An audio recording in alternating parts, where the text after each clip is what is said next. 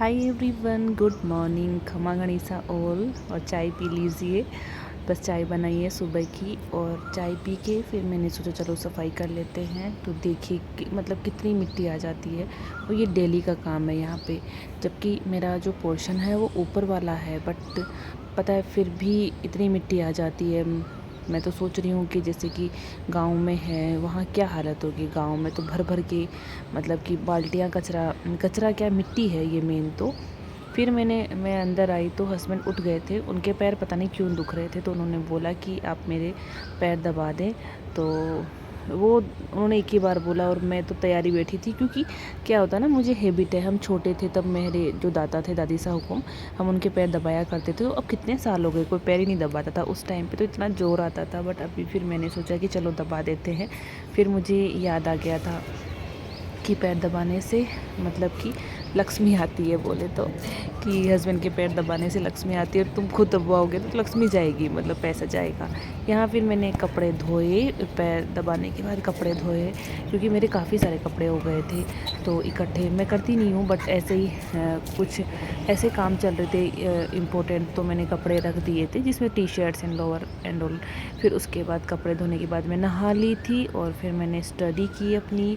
और मैंने व्लॉग बहुत छोटा बनाया है, क्योंकि इतना टाइम ही नहीं मिला। ये भी बस मेरा मन हुआ तो मैंने थोड़ा शूट कर लिया। यहाँ मैं स्टडी कर रही थी, मैं डीटी पढ़ रही हूँ, डायरेक्ट टैक्स। और तो मैं बता देती हूँ कि मैं कॉमर्स सेक्टर से हूँ, कॉमर्स मतलब स्ट्रीम से हूँ।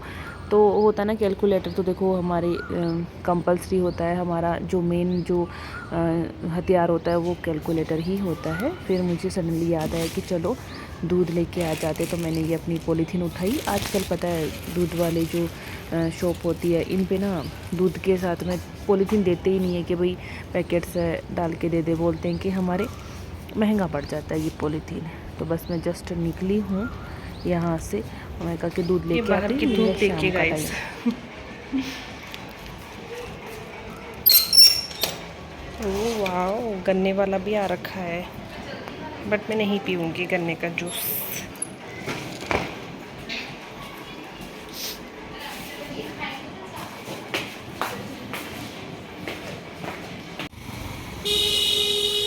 तो गाइस बस अब मैं निकलती हूँ। मेरी फ्रेंड का ऑडियो आ रखे हैं, तो उसके सुनते सुनते मैं निकलती हूँ। उसके बाद मैंने वापस आके ये स्वीट खाई। ये एक लास्ट पीस बचा था, तो मैंने सोचा कि चलो खा लेते हैं। ये मेरी किताबें मेरे वेट कर रही है कि भाई जल्दी से आ जाओ और पढ़ ले इनको। बहुत मतलब पढ़ाई को लेके बहुत ज़्यादा कंसर्न रहती हूँ मैं। और उसके बाद मैंने चाय बनाई, क्योंकि दूध क्यों ही लाती, फिर चाय तो बनानी ही थी। फिर मैं बाकी जो पैकेट है वो दूध के वो फ्रिज में रख दिए एंड चाय बनाई। तो अभी तो देखो यही सब चीज़ें चल रही है, पढ़ाई, चाय, खाना, ये सब। यहाँ मैंने अपनी नोट्स उठाए डीटी के, जिसमें मैं एमसीक्यू जो केस सिनेरियो होते हैं। यहाँ सॉरी गाइस, मैं वॉइस ओवर कर रही हूँ तो पास में ये कुछ सब्जी वाले जा रहे हैं भैया वगैरह। तो मैं बता देती हूँ, मैं फिर छत पे जाती हूँ। शाम के टाइम पे मैं छत पे ही स्टडी करती हूँ, वो सुकून मिलता है। आई नो अभी हल्की सी धूप है, बट मैं एकदम मतलब साइड में नीचे की तरफ बैठी हूँ, तो टंकी के पास में, तो वहाँ इतना धूप का वो नहीं है। थोड़ी देर बाद में तो छाया हो ही जाएगी, और मौसम भी अच्छा हो जाता है शाम के टाइम पे। तो मैं ऊपर ही स्टडी करती हूँ, मुझे बड़ा ही अच्छा लगता है। उसके बाद पढ़ाई करने के बाद मैं नीचे आ गई थी, और ये है 7:30 के लगभग मेरा डिनर हो जाता है। Thank you for watching.